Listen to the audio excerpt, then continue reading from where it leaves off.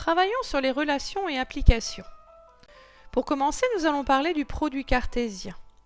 Le produit cartésien, c'est un ensemble qui est créé par les éléments de E, de F et de G combinés, séparés par une croix, qu'on va lire croix. On va donc combiner toutes les possibilités d'éléments de E avec toutes celles de F et toutes celles de G. Donc si E c'est bleu ou rouge, F 1, 2 et G, A, B, quand on va faire le E croix F croix G, donc le produit cartésien des trois, on va obtenir un ensemble composé d'éléments de type E, de type F et de type G et de tous les éléments possibles quand on combine les trois. Bien sûr, on pourrait avoir plus de 3 ensembles ou 2 ensembles simplement. On doit tout à fait respecter l'ordre. C'est d'abord E en premier, F en deuxième, G en troisième. L'ordre est très important sur un produit cartésien. Si E a pour cardinal n, c'est-à-dire qu'il possède n éléments, F possède p éléments, G possède m éléments, le cardinal de E croix F croix G sera le produit des trois valeurs. Les éléments d'un ensemble de ce type, c'est ce qu'on va appeler des couples s'il n'y a que 2 sous-ensembles, donc E croix F, des triplés s'il y en a 3, des n-uplés s'il y en a plus, puisqu'on peut faire plus que ça.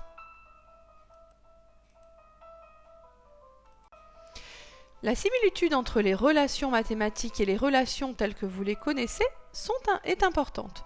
En effet, si on prend d'un côté l'ensemble des femmes, de l'autre côté l'ensemble des hommes, eh bien un produit cartésien, au départ, serait mettre en relation toutes les femmes possibles avec tous les hommes possibles pour former tous les couples possibles dessus. Donc une femme pourrait être avec tous les hommes possibles. La relation, c'est l'extraction de ça, c'est-à-dire qu'on ne prend qu'un certain nombre de ces couples.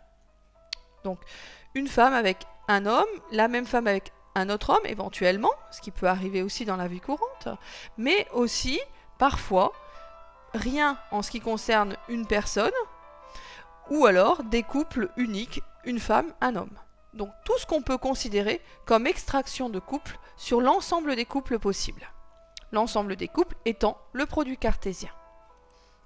Donc, en mathématiques, si on fait la même chose, on prend tous les couples possibles, par exemple, si on travaille avec 2 sous-ensembles, on va en extraire un certain nombre.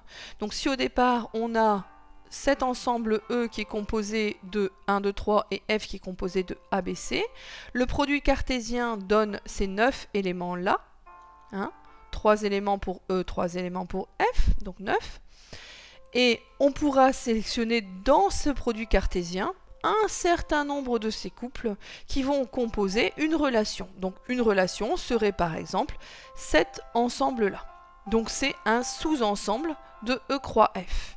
Là, on a une écriture en extension. Ça c'est pour rappeler ce qu'on connaît déjà un peu.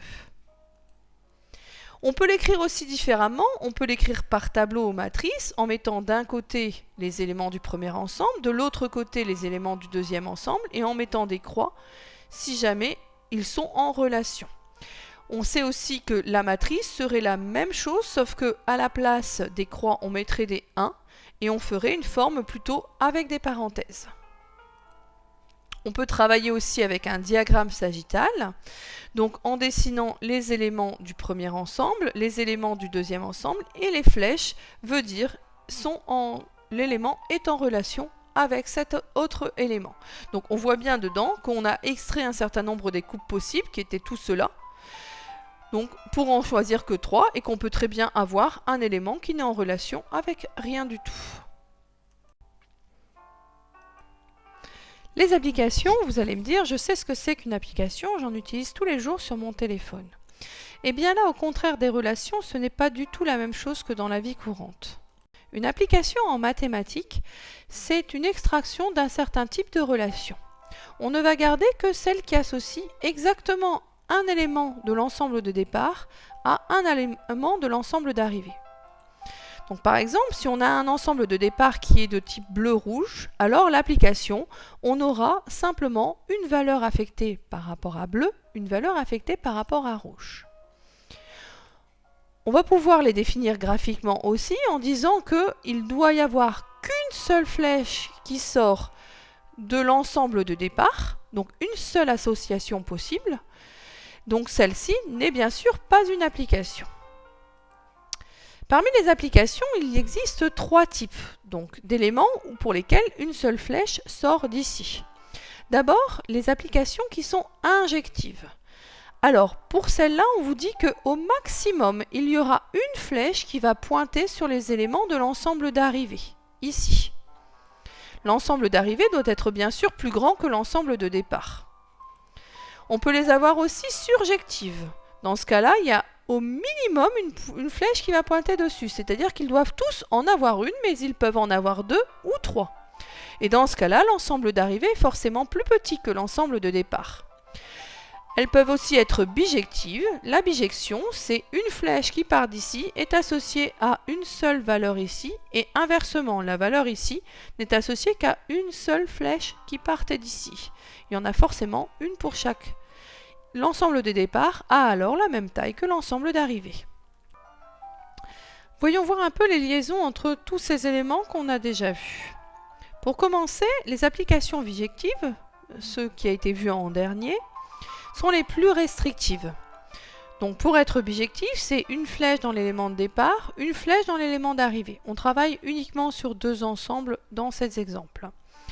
Donc, elles sont elles-mêmes incluses dans les applications injectives et surjectives parce que pour être bijective, il faut qu'elles soient à la fois injectives et surjectives. Ces applications injectives et surjectives sont bien sûr incluses dans les applications. La liste de ces applications est bien sûr aussi dans les relations. Et ces relations font partie des produits cartésiens.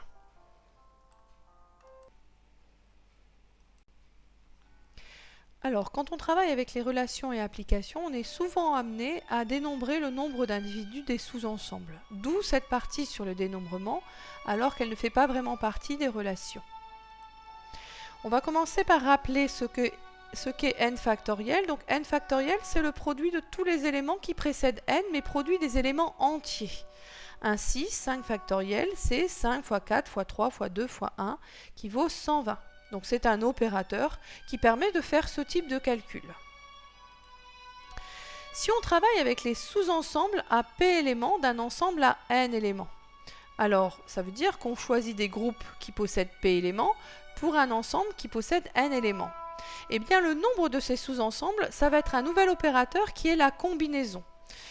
Cet opérateur, même s'il paraît complexe, n'est en fait qu'une application des factoriels qui sont donnés ici. Il suffira de le reconnaître pour l'appliquer. Par exemple, si on choisit 5 personnes d'un ensemble de 20 personnes, en fait on choisit un sous-ensemble à 5 éléments d'un ensemble à 20 éléments. Donc on va dire qu'on a une combinaison de 25 de sous-ensembles possibles.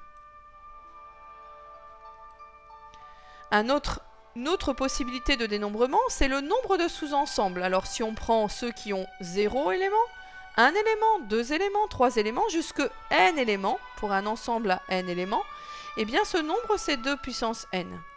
Par exemple, si on réfléchit à tous les groupes possibles issus d'un groupe de 20 personnes, donc le groupe 0 avec 0, le groupe avec 1, tous les groupes possibles avec une personne, avec 2 personnes, avec 3 personnes, etc. etc.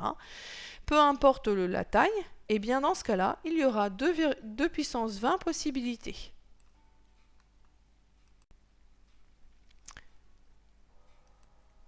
Parlons maintenant des relations particulières.